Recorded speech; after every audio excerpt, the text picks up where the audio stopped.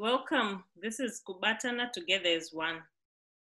We are a non-profitable, non-political organization that seeks to help the underprivileged in Zimbabwe and where we are. And so far, we have helped quite a few people, but we feel we are not helping enough. We want to help more. We have a big vision which needs a lot of money. So we're coming to you for donations. We thank you so much, those who have been donating, those who have been part of this group from the beginning. And we are really, really grateful. But as you will hear from Nancy, who is our chairperson, she'll tell us a little bit about what we have done so far and where we hope to be.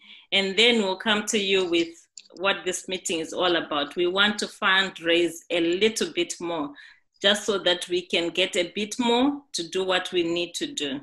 So Nancy, can you just tell us what we've been doing, how far we've gone? Okay, so far we have been giving some foodstuffs to quite a number of families, and we're just making sure we don't give one family and forget about them. So we are keeping on going back to those families that we've been giving. So far, I think we've given about 7-8 families. We are giving them on a month-to-month basis. We are also sending some patients to see our GPs. Some GPs have kindly agreed to see our patients at very discounted rates. So we do this in conjunction with our partner, which is Ebenezer Zimbabwe. So far I would say this month I haven't been getting the tally. I don't know, maybe Ebenezer is having problems from their side, because we've agreed they should be giving us weekly tallies of how many patients have gone to see the GP and how many are, need further treatments. But I haven't been getting that information like for the past 2 weeks. But I would say maybe we have seen close to 10 patients. And of those 10, 3 needed, further, what I would call further treatments or further examinations. So the one that I want to talk about now is the patient who went to see the GP. Is coming to close to 2 weeks ago. This is a young lad, 16-year-old, who has a terrible skin condition.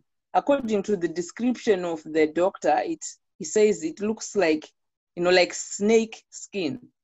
And what it is done is it's taken the young man's confidence. So he doesn't want to go out. When he goes out, he wants to make sure he's covered all over his body, with clothes and things like that. So they lad a prescription, 2 prescriptions for 2 weeks. So it's coming, I think he's going to see the doctor again next Wednesday to see if the treatments that he's administered, have worked.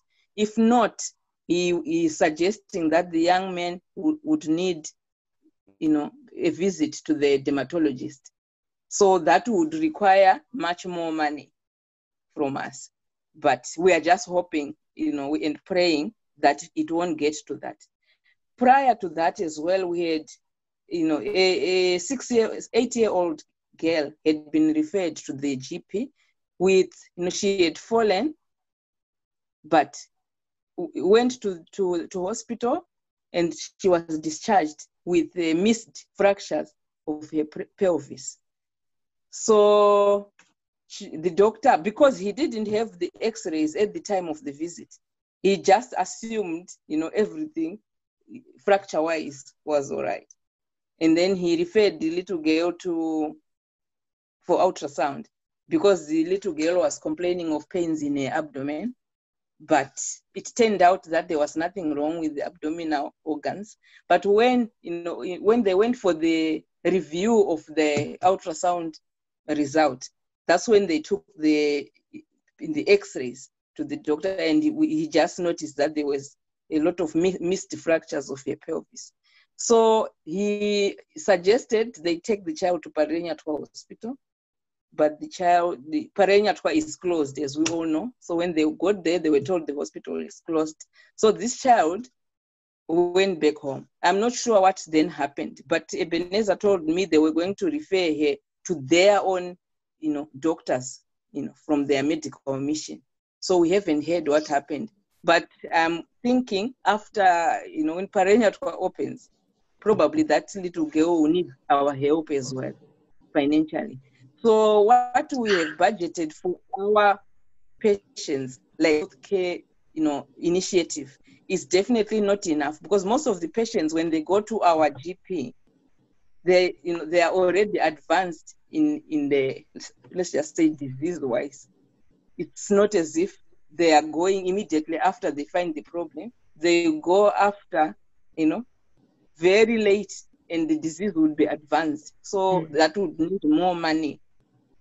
And we can't just say we are not going to take care of it. Once it's in our hands, then it's our responsibility kind of to continue helping that patient. So yeah, we would want to appeal for, more help financially. I think that's all that I want to say. It's very sad, but in a way, I think because we have put our hands up and said we want to help, we feel compelled to go the extra mile, and we should really, because we want to see changes. And all of us where we are, I think this should be our cry, to be the change that we want to see in Zimbabwe. So hence all this. And like I say, we are really grateful for all the donations that have been coming, and a lot of you have stepped up and are giving. And also to just show, our seriousness. Sometimes you want to just say, give us money, give us money. We also want to do something. We would be doing a lot of fundraising activities, but because of COVID, we are limited as to what we can do. So hence this Mount Snowdon climb. We want this for next year in August, but as well as just raising money, we want it for us as Kubatana Together as One, to just the preparation will be good for us health-wise, mentally as well, because these challenges are good for us health-wise, strength-wise, exercise-wise, as well as mentally, because when you have gone past a challenge, when you have achieved that which you said to achieve, I think you are a conqueror in more ways than one. So I would advise anybody who would want to think about it to stop thinking, just join us. Some of us, we are beginners in our walking exercise. We don't run marathons, but because of the need that is there, because we have a desire, we want to help, we are going to do it. We've set our minds on it, and we are going to do it Kubatana, as we say. So this meeting is just a preliminary meeting to tell you what we have, what we know so far about Mount Snowdon and the arrangements that are there so far, but we can't really make concrete arrangements until we know how many people can come with us, how many people are willing to come and fundraise with us, because we, as Nancy says, we need a lot of money. And this is one of the ways that we can put money in our coffers. So we have Zororai. If you haven't watched the video, we interviewed Zororai a few days ago. She has a travel agent, and she's helping us with the preparation, accommodation wise, and anything else that we might need. She is well versed in that area. So Zororai, can you tell us what you found about accommodation or any other arrangements about our Mount Snowdon trek next year? Right. Thank you, Yolita. I have sent you links to the property, the hostel that I found, which is in Wales, not very far from Snowdon. The rates are really good. It's property built in 1815, and it's expensive. inside and out. Sorry? You want me to share screen now? You can go onto it if you go, if you go on the pictures below, I think, if you go on the pictures where it shows you the different rooms, it shows, there, that's the one. So you can just go through it while I tell you about the property itself. The hostel provides guests with a relaxed and friendly welcome, very comfortable accommodation. It's got a coffee and a fantastic bar. The hostel and cafe bar is located just 50 meters from the 13th century cafe and castle built by Edward I. So it's got quite a lot of history in it, and it's also surrounded by a lot of history. Quite a nice place to go to as well. It's also designated a UNESCO World Heritage Site. So it's at the heart of an old walled town, the walls of which border the beautiful Minya Strait. Carnarvon has a fantastic selection of shops, cafes, and restaurants to suit all budgets and tastes. So the rates of it, which are £35 per night, include breakfast. So obviously, because it's surrounded by cafes and restaurants, in the evenings, we can always find a restaurant where we can go for the meals. Now, the domes of they offer domes of private rooms. Now, the ones I've gone for are the ones which it's a dome of 8 people. It accommodates 8. So they've got 3 domes which accommodate 8 people each. So 8 times 3, it makes it up to 24.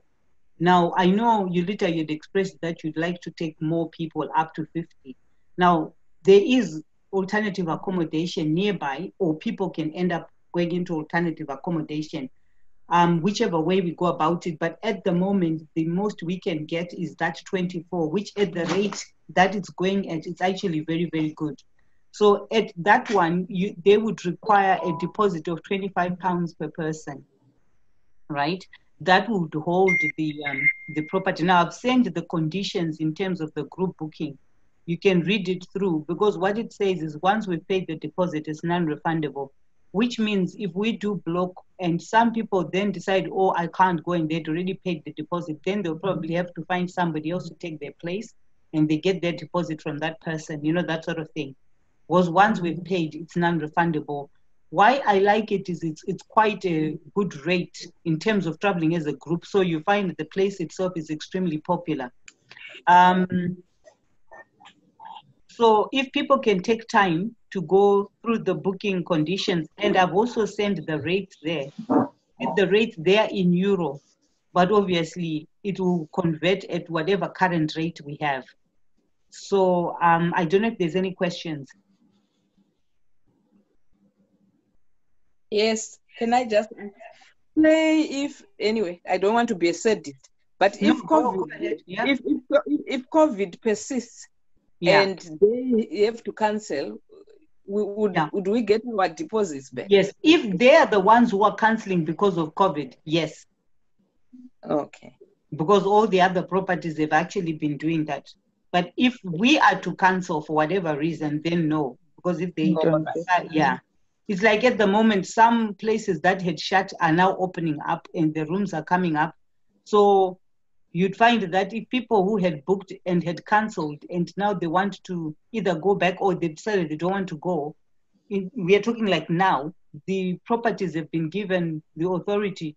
They cannot hold back people's deposits. They have to give them back, or they give them an alternative date which they can come, which they can change at no cost. Okay, that's fair enough. Yeah. But this is like now. So for next year, with the rates of £35, that's actually very cheap. Because normally now, to book that place now, they're going about £60 per night per person. So at 35, that's almost like half price. It's because it's a year in advance, So how much deposit? Sorry, I'm taking you back. £25 per person. 25. Yeah. That's, per person. So in a dormitory of 8, if you look on the thing, it's there as well, but I've used 25. So 25 times 8, in one dorm, it will be £200 deposit to block. that dome. So we Okay. can take the 3, because they've got 3 domes of 8. So we can block those 3 domes. So it will be 200, 200, 200. So that's how much? That's 600 Yeah. deposit, yeah. Okay. And which dates? Okay, the dates I had requested were the 13th of August, 2021 to the Sunday, 13, 14, 15. So it was 2 nights. But if you want to do 3 nights, we can always request it for 3 nights. But I think when Rita spoke to me, when we spoke at the time, we were ordering on 2 nights. So that's arriving So Friday night. So it's Friday 35 night. pounds. Is it 35 pounds for the 2 nights? Yeah, no, 35 per night. So in this Per case, night. nights, it will be 7. 7. Yeah. And that includes breakfast. Okay.